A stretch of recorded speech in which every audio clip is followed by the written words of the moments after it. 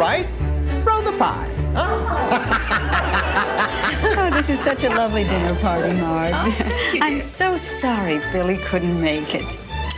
He's just so busy with his ventriloquism. You must be so proud of him. I am.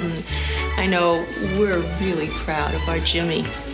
Well, there's no business like show business. Norm, what are you doing these days? I'm a doctor. My son, the doctor. Don't. What the hell is wrong with you? I'm a surgeon, Dad. You've never been able to accept that. Oh, where did I go wrong? I raised him to be a comedian, but no. For his 4th birthday, I gave him a rubber chicken. He tried to revive the goddamn thing. I removed a man's spleen today. What kind of job is that for a grown man? When I was your age, I was on the Jack Parr show, remember? I just want to help people, Dad, to make them feel better. You must make them feel better, you make them laugh. Now, laughter's the best medicine, huh? No, Dad. Sometimes synthetic morphine through a slow drip is the best medicine. That's all right, dear. It's just a phase he's going through. So, now I want to tell you. Honey, I was talking to Millie today down at the HBO, and she said they have an opening for a comedian tonight. You'd have your own half-hour special and a comprehensive dental plan. It's such a good opportunity, dear. But, Mom, I'm not a comic. I'm a healer. Just this once, dear. Do it for your father's sake. He'd be so proud.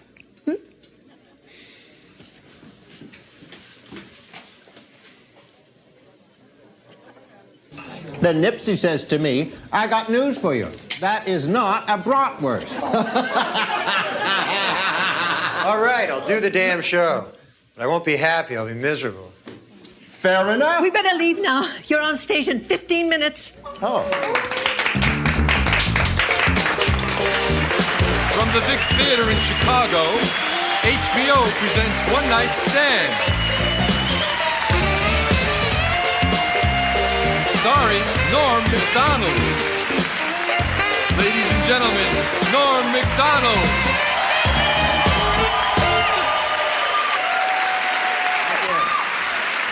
Thanks. Wow, good to see you. Good crowd here. How are you doing tonight? You all right? Good stuff there. Well, I'm doing all right, too. Not much of a day for me. I bit my tongue today. That was about all. You ever do that? Man, that hurts, huh? Still hurts. And very embarrassing biting your tongue, you know. You just be walking down the street, mind your own business, you know. Doodly-doo, doodly-doo, doodly-ho! And then everybody's looking at you and everything there, you know. And you're ashamed, you know. You feel ashamed that you bit your tongue. People go, hey, what's the matter with you there? You go, oh, my uncle's sick. Yeah, I didn't bite my tongue, if that's what you think. I'm surprised I don't bite my tongue all the time, actually, you know, because I got so many teeth, you know. I got 50, 100 teeth, something like that. And they're all right around my tongue there, you know. They don't get out much. But I quit smoking. That's good for your teeth, man. You ever try that? Holy cow, is that tough, huh? I smoked ever since I was a kid. I always remember smoking, you know.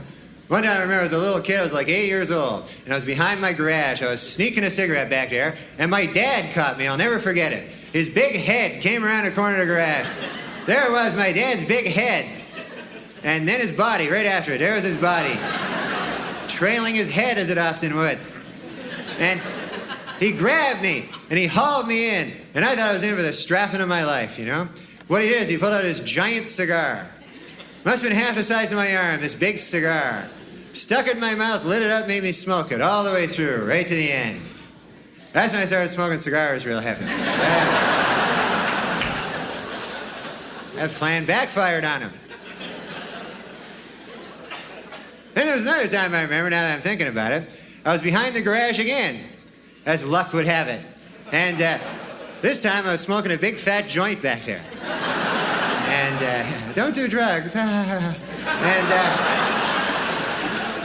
my dad's big head showed up again. And there's no body this time, just a big head. That was the funny part.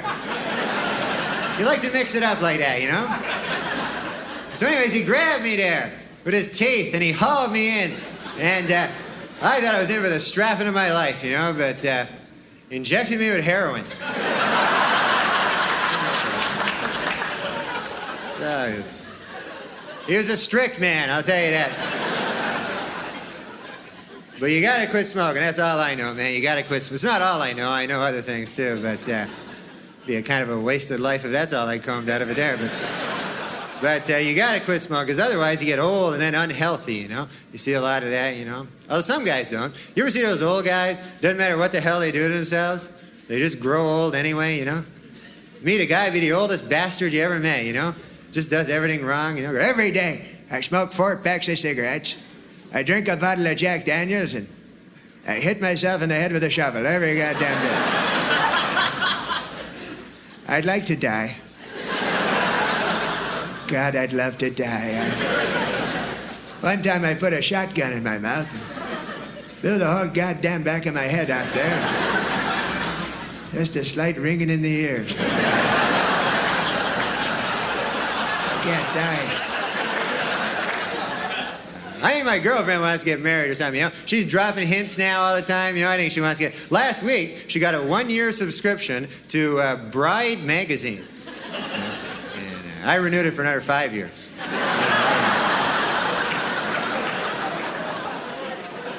Man, them engagement rings, boy, they cost a lot, boy. I was looking at them. Cost like $1,000, $2,000, you know, $3,000, something like that, $4,000. Big number divisible by 1,000, anyways. And you can get cheap ones too. I saw one ring, $20 there, engagement ring, you know. But what the hell are you gonna do with that, huh? You know? Go, here you go, honey. I love you a little bit. I get down on my knees, but it seems kind of stupid for $20. But I don't know. I don't mind spending a lot of money, but a ring, hey, that's a kind of a pointless thing there, you know. I don't know. I think I'm gonna get my girlfriend a nice engagement stereo. You know, nice. Say, with this wall unit I thee wed. Here you guys. There you hold on to that. So, who knows though, huh? Everything's expensive. Everything costs money there, you know. I went to buy a dog. I couldn't believe how much these dogs cost. Salesman in the store trying to sell me the most expensive dog in the store, you know. Big $600 dog. Big pit bull, $600, you know. And I was looking to pay, you know, maybe a buck, something like that, you know, maybe $2, something like that, you know. But I was going, hey, don't you got a bargain dog around the joint here? Any kind of a dog of the week going on this week? A big bin of dogs maybe that I could pull something out of there? But this guy goes, no, he says, why don't you buy this pit bull? He says, this kind of expensive dog, but he goes, this will protect your valuables, this dog, you know. And, you know, I don't have anything very valuable, you know. I don't own a lot of stuff there, you know. I buy the pit bull, that would be the most valuable thing I own, right? I'd have to buy something to protect it then, you know. I'd be out shopping for wolverines the next day there. Show me something in a timber wolf, my good man, I'd be saying to some good man there. No, you don't want a dog like that, man. I want a dog do things for me, you know. Fetch my slippers. That's the joy of having a dog, you know. Pitbull won't do that stuff. Go, hey, Pitbull, fetch my slippers. Pitbull go, hey, I could kill you, pal. I'm a Pitbull. Don't you read the papers or anything? I kill. That's how I don't fetch. I fetch people. That's all I fetch. I can fetch you a guy. That's the best I could do there. And maybe you're wearing some slippers. How'd that be? When I was young, no such thing as a pit bull. When I was a kid, it was the meanest dog around, the Doberman dog, you know? And they'd kill you, too. They'd rip your throat out just the same, you know? But not fast like a pit bull, eh? A Doberman always give you a little head start there, you know? They were a sporting dog, them Doberman. They'd see you in the street, they'd go, hey, that your house over there? Yeah, go ahead.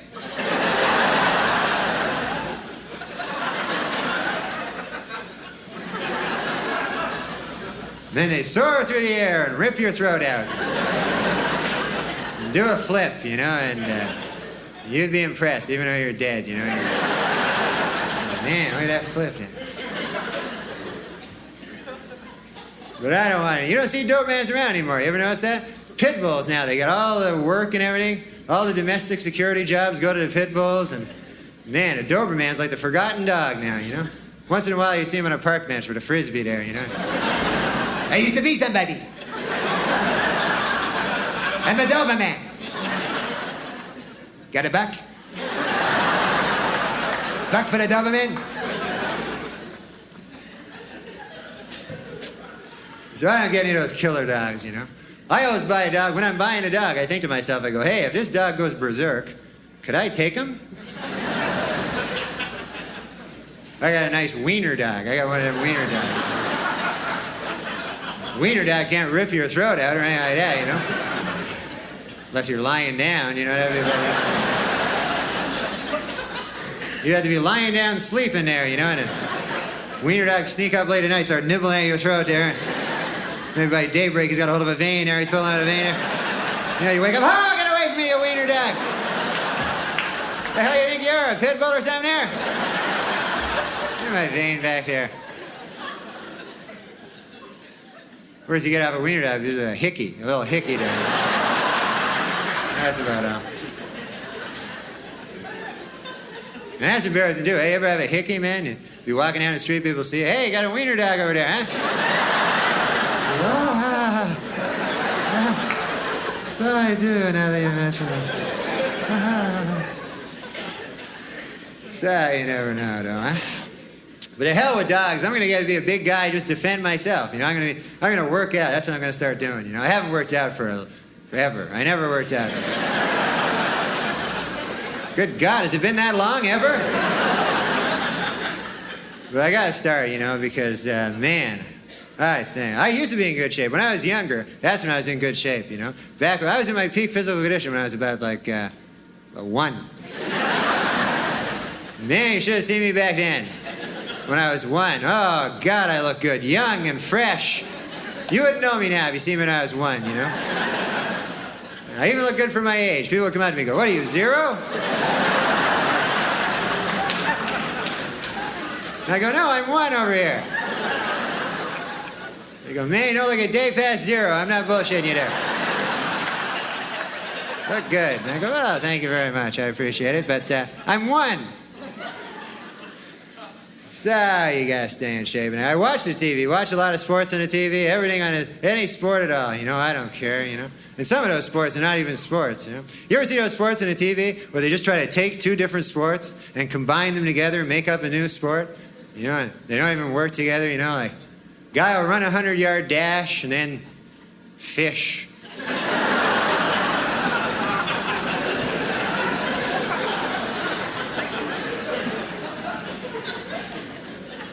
But I don't know. I saw this one cliff diving. There's a weird sport. Hey, a guy diving off a cliff there, and they're trying to pass it off as a sport. You know, it's like attempted suicide pretty well, eh? Next week, I saw on a TV guy that got washing down Quaaludes with wood alcohol. Can you believe that? How about that for a sport, eh? But it's tough to know who's better in cliff diving either. Like you see a guy diving off a cliff, they go, oh man, a guy diving off a cliff. And then another guy dives, oh, there's another guy diving off a cliff there. But you can't tell who's better, you know? Like, if you survive at all, hey, you're a great cliff diver there. There's only 2 classifications in cliff diving there. There's a grand champion and then stuff on a rock.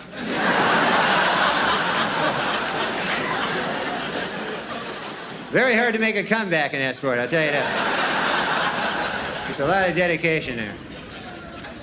Oh, man. But I don't know, though, you know. I love the TV, though. Anything on the TV at all. Watch game shows. You ever watch them? You ever see that game show, The Dating Game? That's the oddest game show I ever saw, that show, you know? They got no prize in the show. They just give you, like, another contestant. That's your prize. Just pair you off. No budget at all on the show, you know? And they always do the same thing on the show. They get a beautiful girl, match her up with 3 giant geeks there, you know? Last week they had a guy on, was like a crazy guy, loony bin, kind of a psycho wingnut, you know? You can tell by how they introduce him. Bachelor number 2 is a shadowy lurking character. From no fixed address, please welcome. He's just a guy. Menacing figure shambles into the studio there, you know? then they make the girls, ask those questions. They always be about sex, Always thinly disguised sex, Never direct, insertion or anything, but it's always something about, like the girl go, Bachelor number 2, if I were a popsicle, what would you do to me? What would you do to me if I were a popsicle? That's what it says in the card here. So guys, well, if you're a popsicle, huh? Well, first of all, I guess I'd take your wrapper off. If you know what I mean. And then I'd grab a hold of your sticks. If you know what I mean. And then I'd press you against the counter till you're broken too.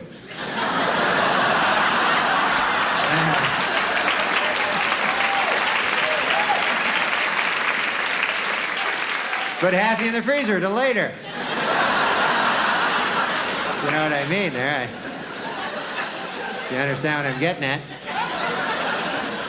Guy was nuts. Crazy as a hoot owl, this guy.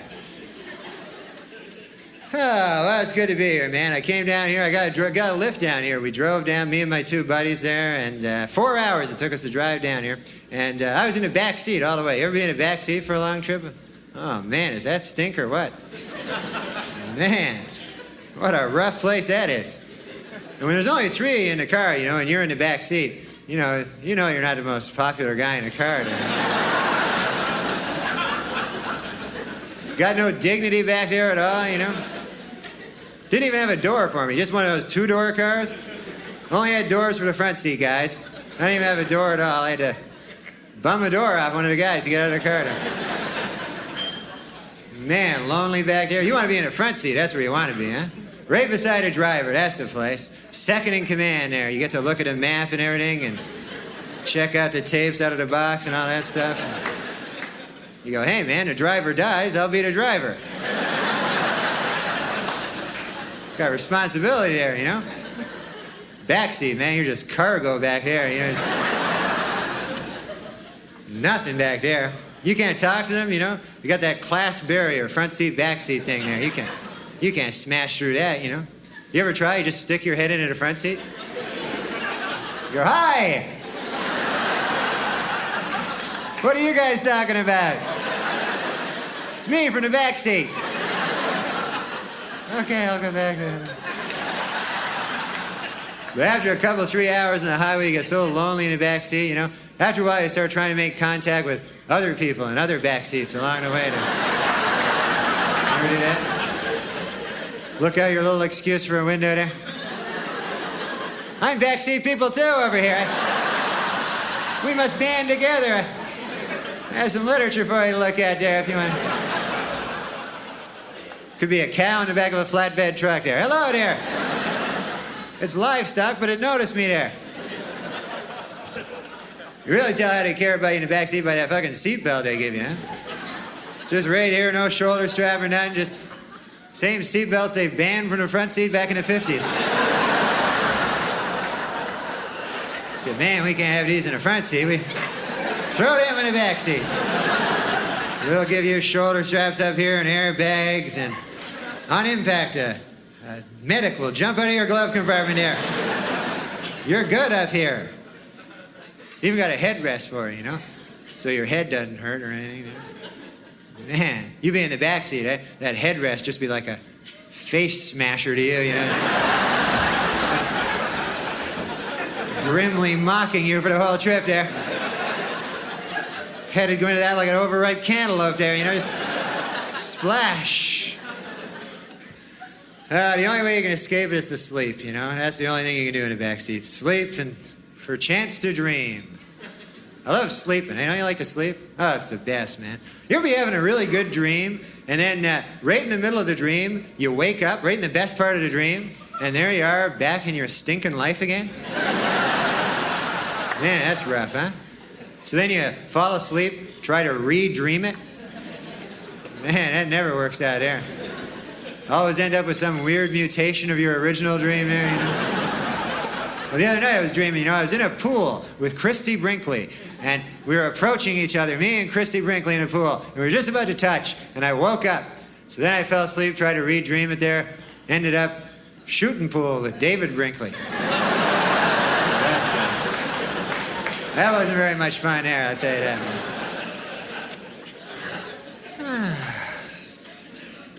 Well, I'm looking for gifts. You ever get a bad gift, you know? Last Christmas, man, I got the worst gift a guy ever gave me. He gave me a lottery ticket. You ever get that for a gift? Man, what a stinking gift that is. Huh? You know, what's a guy even thinking there? I go, here you go. Nothing.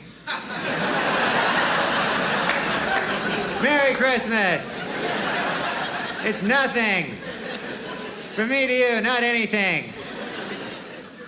You know, unless it wins, then it's something, man. But let's face it, you give a guy a lottery ticket, you know, you don't want it to win. What kind of fucking nightmare would that be, you know? Man.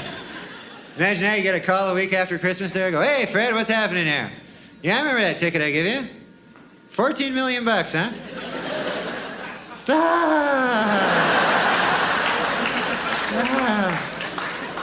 Good for you, Fred, yeah. No, I'm happy over here. No. Listen, what'd you get me again there, Fred? I can't remember what you got me. I know I got you to 14 million, but I can't remember for the life. Oh, yeah, the cup. Yeah, I remember now. Yes, thanks for asking. I'm enjoying the cup there. I had some tea out of it the other day there, and some coffee. I'm hoping to have some soup there, and guess no chance that cup's skyrocketing in value at all, huh? I guess that's a sensible view. Well, I gotta go now, Fred. I gotta go apply a shard of glass to my throat. Okay, goodbye. Oh, you never know.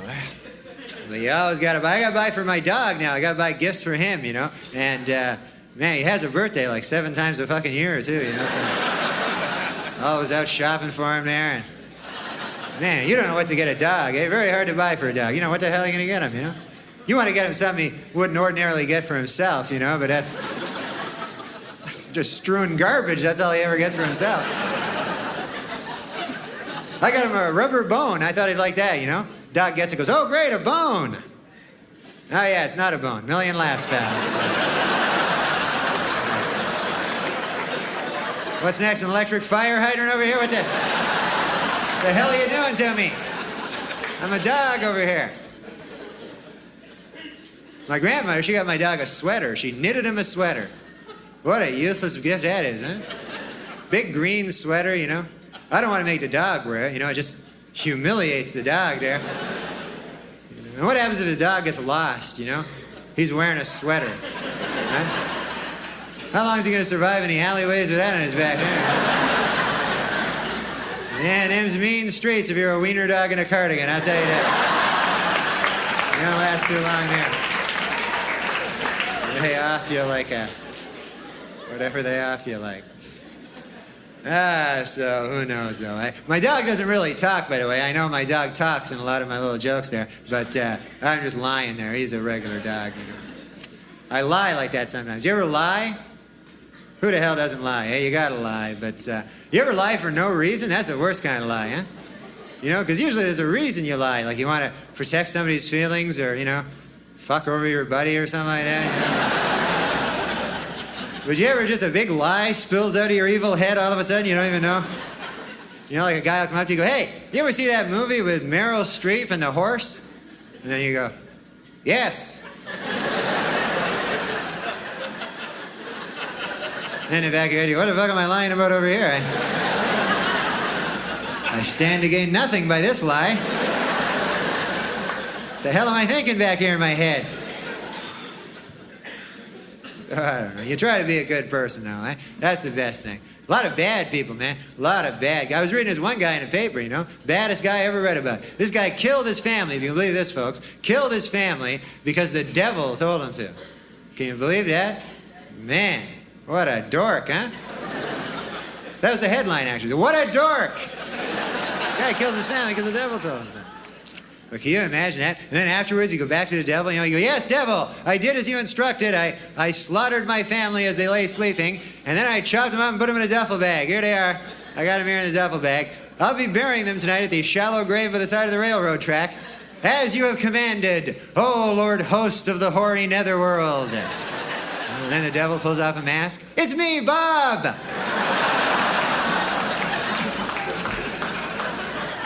Then you go, "Oh, Bob!" Jeez, you got me there, Bob. You got me. Is my face red or what over here? I got my family in a duffel bag. That's one for you there, Bobby boy. Okay, listen, folks, you've been great. Thanks a lot, huh? Enjoy.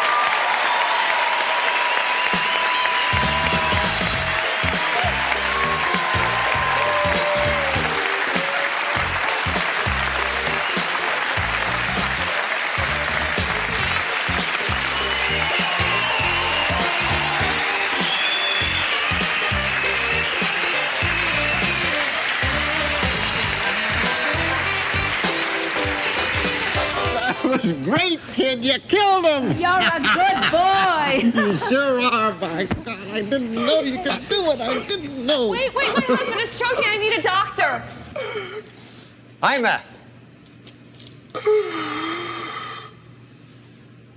I am a funny man.